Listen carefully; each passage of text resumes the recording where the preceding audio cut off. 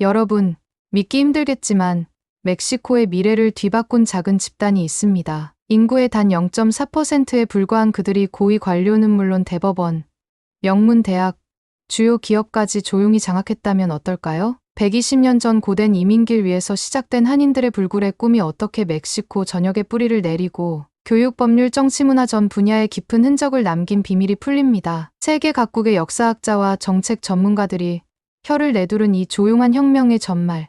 과연 여러분이 예상하는 그 이상의 이야기일 것입니다. 지금 바로 함께 확인해 보시죠. 안녕하세요. 제 이름은 마리스 콜드웰이고 저는 뉴욕에 있는 글로벌 회복력 센터에서 선임 연구 분석가로 일하고 있습니다. 저는 매일 재난, 경기 침체, 사회 문제로부터 국가들이 어떻게 회복하는지를 측정하는 스프레드시트와 보고서, 차트에 파묻혀 지냅니다. 저에게 숫자는 모든 것을 말해줍니다. 누가 승자이고 누가 패자이며 누가 가장 도움이 필요한지 알려주지요. 어느 화창한 월요일 아침, 동료가 서류 뭉치를 제 책상 위로 넘겨주셨습니다. 이거 한번 보세요. 하시더군요. 제목을 흘낏 보니 멕시코의 조용한 기적 빈곤 감소. 학교는 만석이라고 적혀 있었습니다. 저는 한쪽 눈썹을 치켜 올렸습니다. 멕시코라고 하면 늘 폭력 사태나 무역 분쟁, 육아 뉴스가 전부였지. 빈곤이 줄어들고 교육 여건이 좋아진다는 이야기는 들어본 적이 없었기 때문입니다. 그런데 이 숫자들은 분명 실제로 보였습니다. 빈곤율이 급격히 떨어졌고 대학 진학률이 치솟았으며 보건 지표까지 개선되었다고 표시되어 있었습니다. 저는 그래프의 날카로운 하강선을 손끝으로 따라가며 정말 대단하군요 하고 속삭였습니다. 그러면서도 저는 고개를 저었습니다. 이건 한국과는 아무 상관이 없을 텐데요. 하고 중얼거렸습니다. 반은 농담이고 반은 진심이었습니다. 제 머릿속에서 한국은 수천 킬로미터 떨어진 곳에서 전쟁과 경제 위기를 딛고 재건하느라 바빴던 나라였습니다. 그 나라가 어떻게 멕시코의 전혀 다른 문제들, 그것도 이토록 광범위한 규모의 문제들을 해결하는 데 일조할 수 있다는 말인가요? 저는 서울의 정부 청사 회의실을 떠올렸습니다. 먼지 자욱한 마을과 빼곡히 들어선 멕시코 교실과는 전혀 다른 풍경이었지요. 하지만 첫 페이지 맨 아래의 작은 각주가 제 시선을 사로잡았습니다. 인구의 0.4%에 해당하는 한인 후손들이 정부 기업 교육 분야 핵심 직책을 맡고 있다. 단 세 단어가 저를 멈추게 했습니다. 한인 후손. 인구 비율로 따지면 0.4%도 되지 않는 사람들인데 어떻게 한 나라의 미래에 이토록 큰 영향을 끼칠 수 있다는 말인가요? 불가능해 보였습니다. 저는 호기심이 번뜩이는 것을 느꼈습니다. 제 확신에 의문을 던지는 작은 불꽃이었지요. 그날 저녁, 센트럴파크 근처의 작은 아파트로 돌아와 노트북을 켰습니다. 멕시코 지도를 띄워놓고 한국인 이민자에 대해 검색해 보았지만 결과는 미미했습니다. 소수의 커뮤니티, 가족 경영 사업, 문화 축제 몇 건이 전부였지요. 조용한 기적을 설명해 줄 만한 단서는 찾지 못했습니다. 저는 눈을 감고 숨을 깊이 들이마셨습니다. 이 단서를 무시한다면 결코 이야기를 온전히 이해할 수 없으리라는 사실을 깨달았습니다. 연구자로서 저는 가장 미약한 실마리라도 반드시 따라가야 했습니다. 그 다음 1시간 동안 가방을 꾸렸습니다. 출장 노트북, 새 볼펜 세트, 카메라, 튼튼한 워킹화까지 챙겼습니다. 여권을 확인하고 이틀 뒤 멕시코시티로 가는 항공편을 예약했습니다. 가슴이 두근거렸습니다. 업무차 멕시코를 방문하는 것은 이번이 처음이었고 중요하지 않다고 여겼던 작은 의문 하나를 풀어본 경험도 없었기 때문입니다. 하지만 문득 전율이 찾아왔습니다. 낯선 세계의 문을 열기 직전의 설렘 같은 것이었지요. 잠들기 전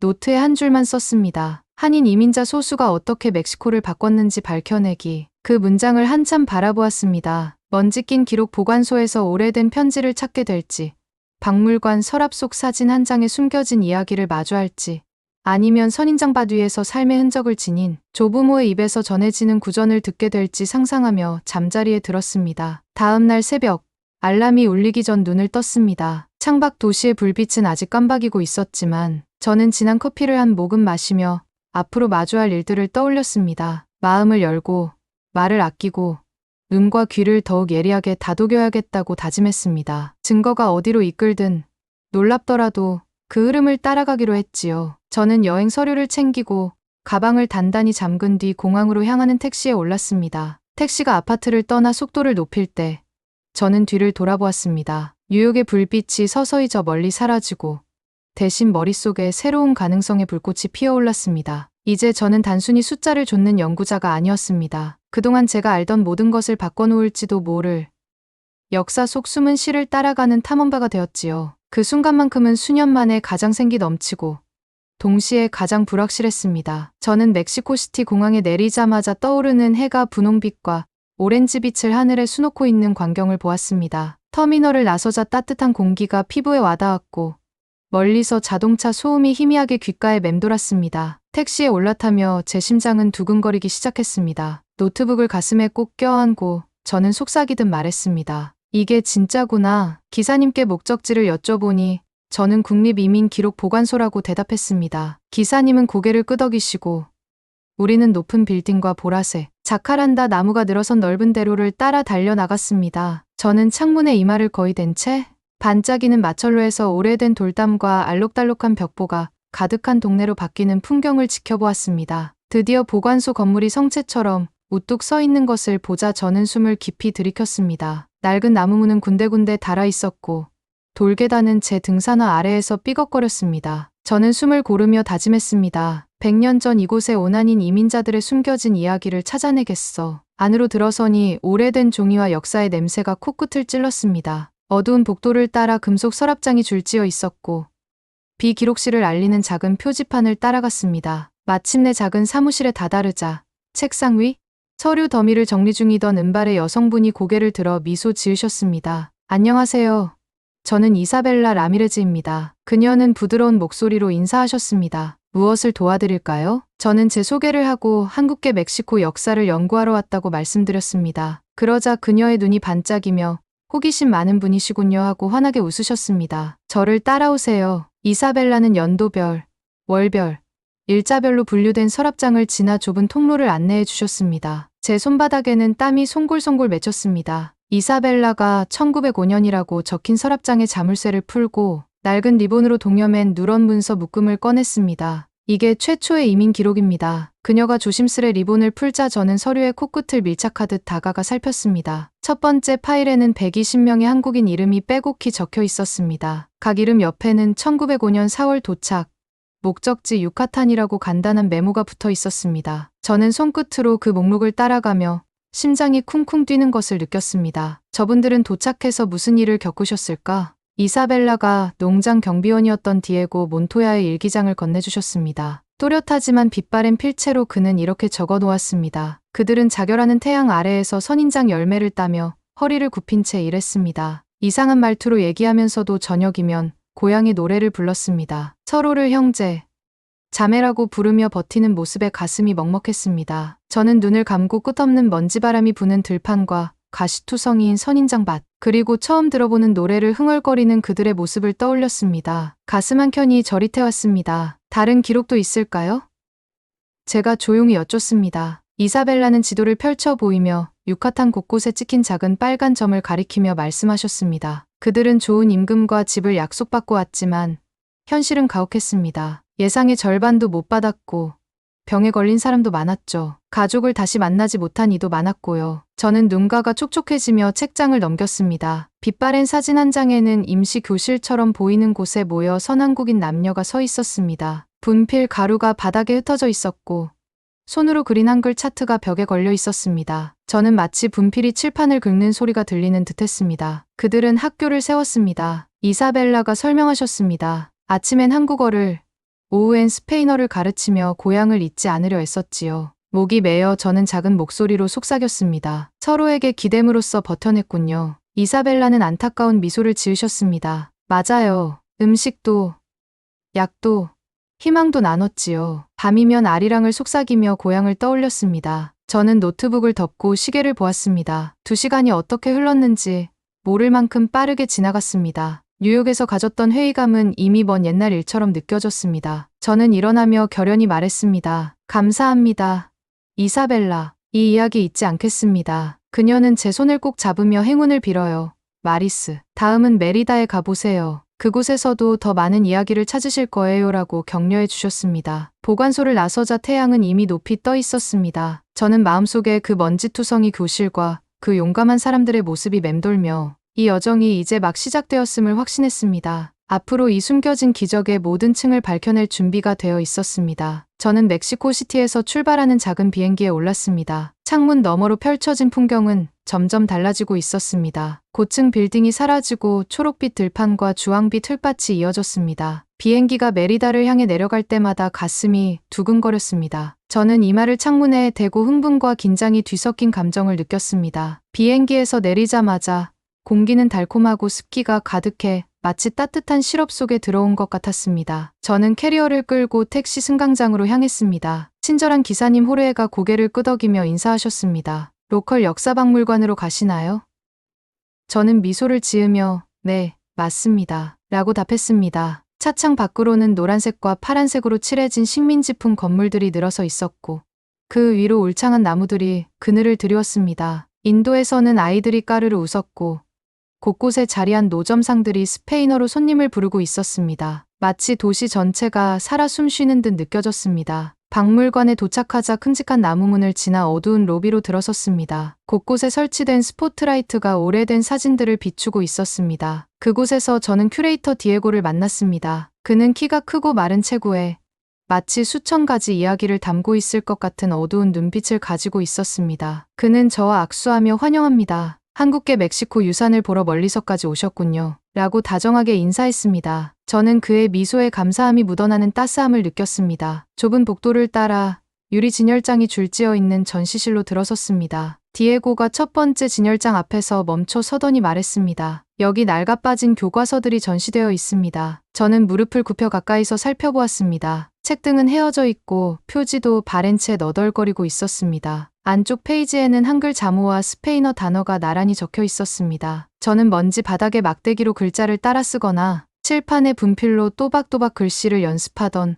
아이들의 모습을 상상했습니다. 다음 진열장을 열며 디에고가 말했습니다. 이 사진들은 1910년경에 촬영된 것들입니다. 저는 더욱 몸을 숙여 들여다보았습니다. 흑백 사진 속 아이들은 어두운 교복을 입고 나란히 줄 서 있었고 작은 나무 건물 앞에서 진지하지만 당당한 표정을 짓고 있었습니다. 그 조용한 공간에서 들렸을 법한 아이들의 소곤거림이 귓가에 울리는 듯했습니다. 이어서 디에고는 유리 상자 위에 놓인 오래된 문서 하나를 가리켰습니다. 살며시 유리를 두드리며 말했습니다. 이것이 메리다 한인회 창립 헌장입니다. 종이는 세월의 흔적으로 누렇게 변해 있었고 상단에는 우아한 필체로 글자가 굴곡지게 쓰여 있었습니다. 저는 눈을 크게 뜨고 그 문구를 따라 읽었습니다. 우리는 메리다에 거주하는 한인 이민자이며 우리 아이들에게 우리 말과 이 새로운 땅의 말을 가르칠 것을 맹세한다. 제가 그 글자를 손끝으로 더듬듯 바라보자 숨이 멎는 듯했습니다. 이분들이 도착의 아픔을 넘어 꿈을 세웠음을, 그리고 낯선 곳에서 공동체와 학교,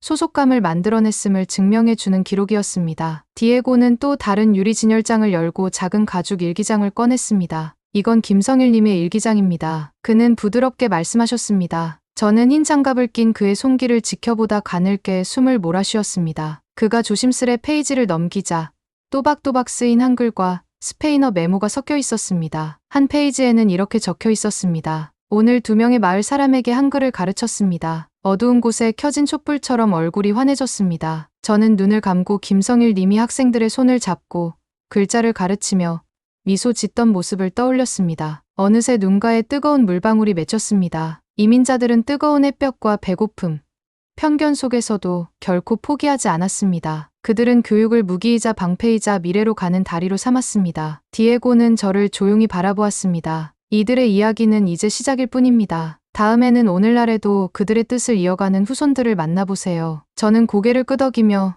주머니 속 무거워진 노트북을 느꼈습니다. 뉴욕에서 가졌던 회의감은 이미 잊힌 듯했습니다. 이곳 메리다에서 저는 영웅을 꿈꾸는 자를, 그리고 끈질기게 살아남은 사람들을 만났습니다. 이 여정이 제 연구뿐 아니라 제 자신을 바꿔놓고 있음을 깨달았습니다. 전시실을 나서며 저는 속삭였습니다. 저는 그들의 이야기를 제대로 전하겠습니다. 가슴은 뜨거운 결의로 뛰고 있었습니다. 이 장은 살아 숨쉬고 있으며 저는 제 모든 글귀에 이 진실을 담아낼 것입니다. 저는 다음 날 아침 다시 멕시코시티로 돌아왔습니다. 먼지 낀 교과서와 용감하게 적힌 한글 글씨들이 머릿속에서 떠나지 않았습니다. 택시에 올라타고 분주한 거리들을 지나 마침내 대법원 건물 앞에 도착했을 때 웅장한 기둥과 반짝이는 돌벽이 저를 맞이했습니다. 넓은 계단을 오르면서 제 심장은 또다시 빠르게 뛰기 시작했습니다. 건물 안으로 들어서자 눈부신 조명 아래 대리석 바닥이 반짝였습니다. 저는 노트북을 꼭 쥐고 숨을 깊이 들이마셨습니다. 접수 담당 직원의 안내를 받아 최인훈 최고법관 엘레나 박 재판장님 사무실로 향했습니다. 복도 양쪽에는 검은 가운을 입은 역대 법관들의 초상화가 벽을 따라 늘어서 있었는데 마치 과거의 눈들이 제 발걸음을 지켜보는 듯 느껴졌습니다. 부드러운 난간에 손을 얹자 손바닥에 땀이 살짝 맺혔습니다. 사무실 문을 열고 들어가자 엘레나 박 재판장님이 일어서서 저를 반갑게 맞아주셨습니다. 예상보다 키는 작으셨지만 그분의 존재감이 방 안을 가득 채우고 있었습니다. 가지런히 묶은 검은 머리칼과 따뜻한 눈빛이 인상적이었습니다. 환영합니다. 마리스님.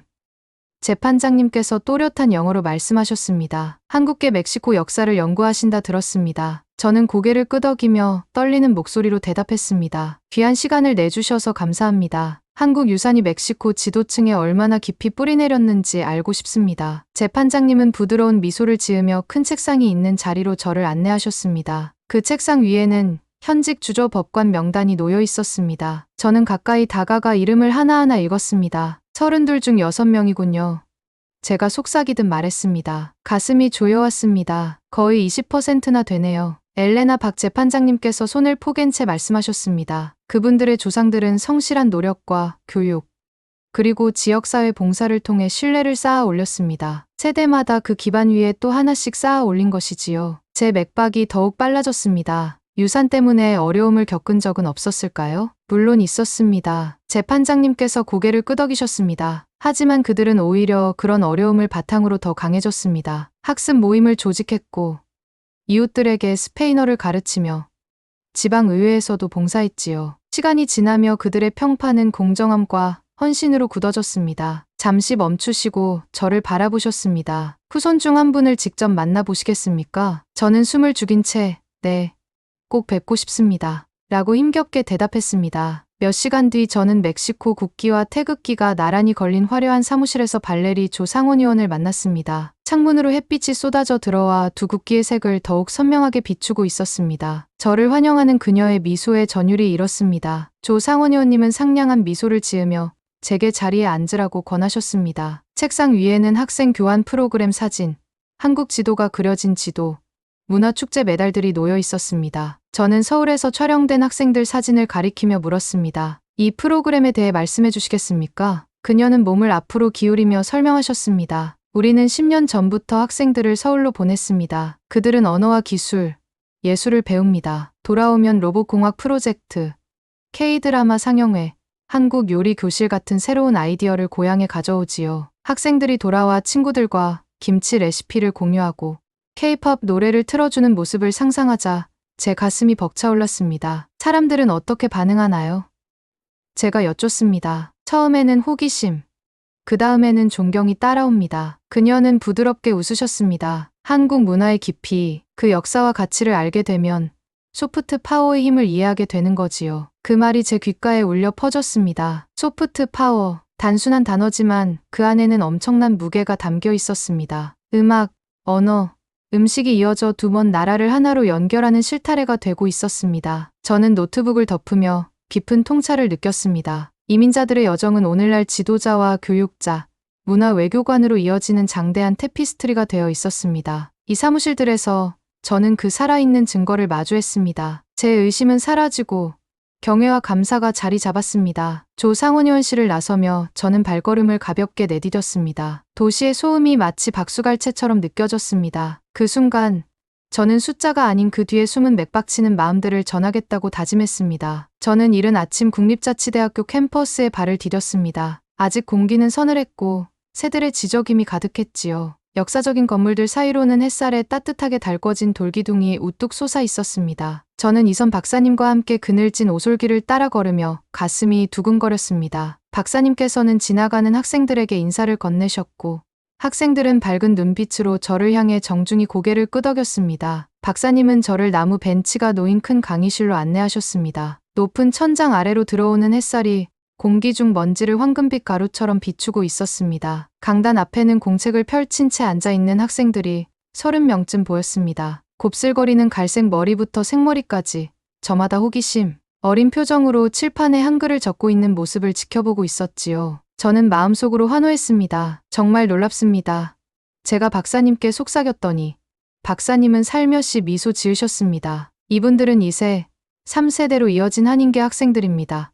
박사님께서 설명하셨습니다. 이들은 한국어, 스페인어, 영어를 배우며 뿌리와 더 넓은 세상 사이를 잇고 있지요. 한 학생이 일어나 한국어로 시를 낭송하기 시작했습니다. 그녀의 목소리는 맑고 자신감 있었습니다. 바람이 불어도 꺾이지 않는 풀처럼 우리는 뿌리를 내리고 꽃을 피우리라. 저는 가슴이 뛰었습니다. 모든 단어를 이해하지 못해도 그 시의 힘이 전해졌습니다. 낭송이 끝나자 다른 학생들이 부드럽게 박수를 보냈습니다. 저도 함께 박수를 치며 그들의 용기에 감사함을 느꼈습니다. 낭송이 끝난 뒤 박사님께서 저를 소개해 주셨습니다. 학생들은 일제히 고개를 돌려 호기심 어린 눈으로 저를 바라보았고 저는 따뜻한 미소로 화답했습니다. 곧이어 그들은 질문을 쏟아냈습니다. 우리 한국어 발음은 어떠신가요? 한글 써보신 적 있으세요? 가장 좋아하는 한식이 무엇인가요? 저는 능숙하지 못한 한글 답변을 어설프게 따라하고 학생이 다정히 교정해주는 덕분에 웃음을 터뜨리기도 했습니다. 그들의 친절이 저의 긴장을 사르르 녹였습니다. 이후 박사님께서는 저를 조형물과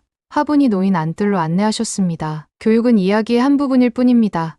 박사님께서 말씀하셨습니다. 다른 이야기도 보여드리지요. 저는 그분을 따라 가까운 공사 현장으로 향했습니다. 헬멧을 쓴 인부들이 시멘트 블록과 강철 기둥을 분주히 옮기고 있었습니다. 크레인은 무거운 자재를 들어 올렸고 기계 소리는 멀리서 쩌렁쩌렁 울리는 천둥 같았습니다. 거기서 저는 칼턴 김씨를 만났습니다. 키가 크고 친근한 눈빛을 가진 그는 묵직한 악수로 인사를 건넸습니다. 먼지가 묻은 정장 위에 노란 헬멧을 쓰고 있었지요. 그의 뒤로는 반쯤 완성된 학교 건물이 서 있었는데 튼튼한 콘크리트 뼈대가 새로운 시작을 예고하고 있었습니다. 환영합니다.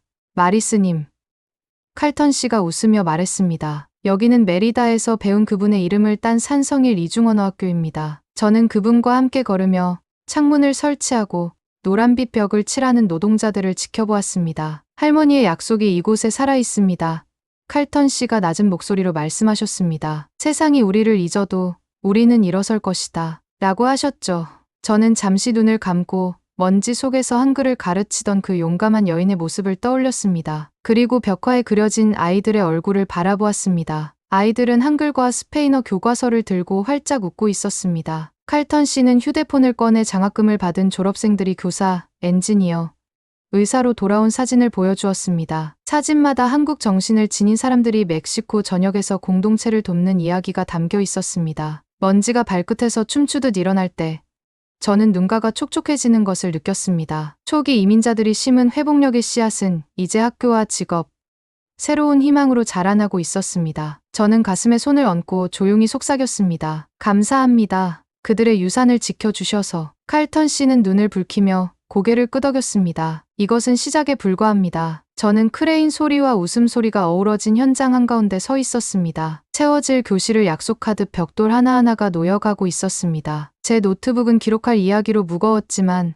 제 마음은 가득 찼습니다. 메리다에서 저는 뿌리를, 멕시코시티에서 가지를 보았습니다. 그리고 이곳에서 한 뼘씩 자라날 미래를 목격했습니다. 벽돌 한 장, 글자 하나, 꿈 한 조각씩 쌓아 올리며 저는 리본 커팅식에 도착했을 때 해가 부드러운 구름 뒤로 숨으며 하늘이 연분홍빛과 보랏빛으로 물들고 있었습니다. 새로운 학교 건물은 온화한 빛 아래에서 아이보리색 벽이 반짝이며 자랑스럽게 서 있었습니다. 빨강, 흰색, 파랑의 리본이 살랑이는 바람에 흔들리고 있었지요. 멕시코 국기색과 태극기의 빨강 파랑 원이 섞인 모습이었습니다. 잔디 위에 깔린 레드카펫 위에 발을 디디자 제 심장은 더 빨리 뛰었습니다. 교육부 장관 마리아 최님께서 입구에서 저를 반갑게 맞아주셨습니다. 그분은 로열 블루 드레스를 차려입으시고 따뜻한 미소로 저의 손을 꼭 잡으셨습니다. 환영합니다. 마리스님.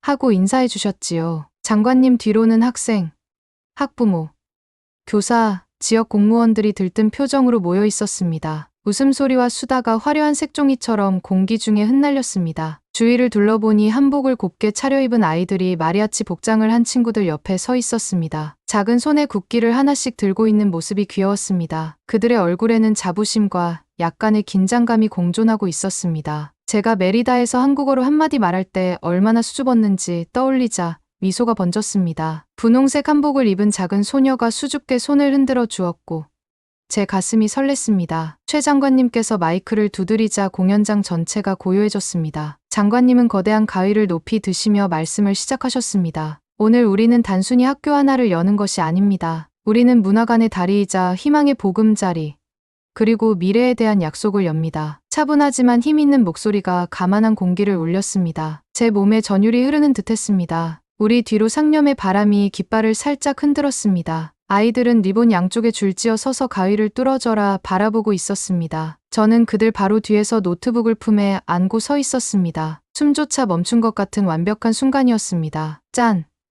하고 한 번의 가위질이 울리자 우레 같은 박수와 환호가 터져 나왔습니다. 색종이 캐논이 작은 불꽃처럼 폭발하며 빨강과 파랑의 종이 별을 마당 가득 뿌렸습니다. 아이들은 환호성을 지르며 뛰어올라 하늘에서 떨어지는 종이 별을 주워 모았습니다. 저는 웃으며 머리카락에 붙은 종이 별 하나를 떼어내기도 했습니다. 한 교사가 학생들을 이끌고 실내로 들어가자 저도 따라갔습니다. 넓은 유리문을 지나 밝은 복도로 들어서니 벽에는 김성일님의 친필 일기장 페이지 포스터와 초기 한인 이민자들이 들판과 교실에서 일하는 사진이 나란히 전시되어 있었습니다. 저는 등잔불 아래 한글을 가르치던 김성일님 사진 앞에서 멈춰섰습니다. 그 사진은 마치 회복력의 등대처럼 반짝였습니다. 본관 홀에는 작은 무대가 마련되어 있었습니다. 최 장관님께서 저를 무대로 초대하셨습니다. 손바닥이 뜨겁게 달아오른 채 저는 발걸음을 옮겼습니다. 마이크 앞에서 저는 잠시 목을 가다듬고 수많은 얼굴을 바라보았습니다. 아이들, 교사들,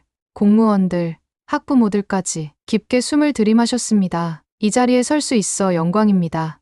제가 말문을 열었습니다. 저는 멕시코에 숨겨진 이야기를 찾으러 왔지만 훨씬 더 위대한 유산을 발견했습니다. 유카탄의 먼지 낀 교실에서 이 밝은 홀까지 한국 정신은 날개를 달고 우리의 공유된 미래로 날아왔습니다. 저는 잠시 말을 멈추고 사람들의 시선을 느꼈습니다. 가장 작은 불씨가 가장 어두운 밤을 비춘다는 것을 가르쳐 주셔서 감사합니다. 이 학교가 그 불씨를 꺼지지 않게 지키리라 확신합니다. 함성이 터져 나왔고 저는 무대를 내려오면서 얼굴이 뜨거워지는 것을 느꼈습니다. 밖에서는 바람이 더욱 불어와 안뜰 나무짚을 살랑살랑 흔들고 있었습니다. 저는 종이 등불 자르기 체험에 줄지어 선 아이들 곁으로 다가갔습니다. 아이들은 한 손에 가위, 한 손에 등불을 들고 조심스레 모양을 오려내고 있었습니다. 저는 흰색 과야베라 셔츠를 입은 소년 옆에 무릎을 꿇고 앉았습니다. 어떤 모양을 만들 거니? 제가 조용히 물었습니다. 소년은 눈을 반짝이며 활짝 웃었습니다. 별이에요. 그가 말했습니다. 우리 꿈을 위한 별이요. 그는 종이를 접고 작은 뾰족별을 한 땀 한 땀 오려냈습니다. 제가 마지막 점을 예쁘게 잘라주자 그는 자랑스럽게 제게 별을 보여주었고 희미해진 빛 속에서 별이 반짝거렸습니다. 해가 지고 저녁이 찾아오자 등불들은 안뜰 주변에 걸려 작은 촛불을 밝히며 모두의 얼굴을 따뜻하게 비추었습니다. 음악이 흘러나오기 시작했습니다. 먼저 부드러운 한국 민요가 울려 퍼지고 이어 경쾌한 마리아치 선율이 공간을 가득 채웠습니다. 아이들은 함께 둥글게 춤을 추며 두 문화를 하나의 멜로디로 엮어갔습니다. 그 순간 저는 여정이 완성된 듯한 감동을 느꼈습니다. 저는 숫자를 쫓던 회의론자로 멕시코시티에 왔지만 이제는 마음을 활짝 열고 유산을 이야기하는 사람으로 떠납니다. 제 눈동자에 비친 등불의 불빛을 보며 속삭였습니다. 그들의 이야기는 어디서든 빛날 것입니다. 오늘 소개해드린 멕시코 한인 이야기 어떠셨나요? 인구 비율은 작지만 한인 후손들의 시민의식과 교육에 대한 열정은 놀라울 정도였습니다. 그들이 뿌린 작은 씨앗이 유카탄의 먼지 낀 교실에서 시작해 메리다의 학교, 멕시코시티의 법정과 국회까지 이어진 과정을 보며 국경을 넘어선 연대와 꿈의 힘을 다시 깨달았습니다. 여러분은 이 숨어있던 기적에 대해 어떻게 느끼셨나요?